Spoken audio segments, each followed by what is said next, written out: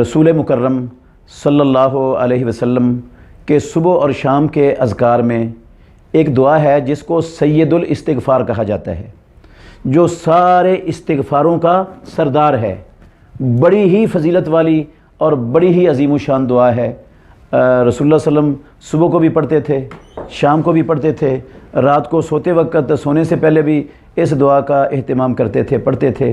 وہ دعا یہ ہے: اللہم انت ربی لا الہ الا انت خلقتنی وانا عبدک وانا علی عہدک ووعدک ما استطعت اعوذ بک من شر ما صنعت ابوء لک بنعمتک علی وابوء بذنبی فاغفر لی فانہ لا یغفر الذنوب الا انت۔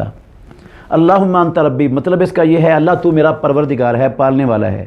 لا الہ الا انت، تیرے سوا کوئی عبادت کے لائق نہیں ہے۔ خلقتنی، تو نے مجھے پیدا کیا ہے۔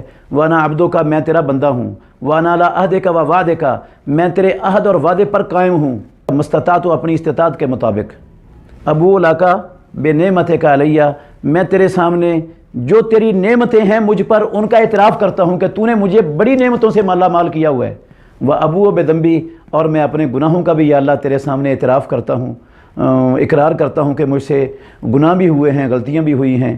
فاغفر لی، تو مجھے معاف کر دے۔ فإنہ لا یغفر الذنوب الا انت، کیونکہ تیرے سوا پوری کائنات میں کوئی گناہ غلطیاں معاف کرنے والا ہے ہی نہیں۔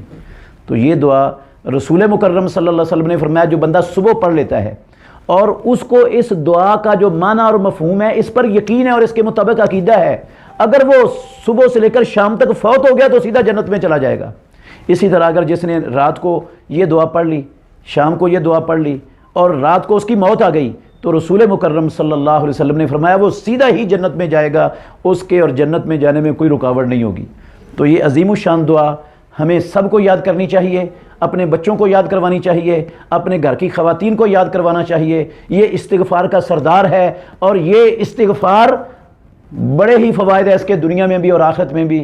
مال میں اللہ برکت ڈالتا ہے، اولاد میں اللہ تعالیٰ برکت ڈالتا ہے۔ جو تنگ دست ہے، جو بے اولاد ہے، جو نرینہ اولاد سے محروم ہے، اس کو کثرت سے یہ دعا پڑھنی چاہیے۔ انشاءاللہ الرحمن اللہ رب العالمین کا وعدہ سچا ہے، وہ مال بھی دے گا، اولاد بھی دے گا، باغات بھی دے گا، بیٹے بھی دے گا، سب کچھ عطا کرے گا اور جنت بھی انشاءاللہ الرحمن ملے گی۔ تو یہ معمولی سی چھوٹی سی دعا ہے اور اس کے فوائد اتنے زیادہ ہیں دنیا میں اور آخرت میں، تو ہمیں بالکل اس سے غفلت نہیں کرنی چاہیے۔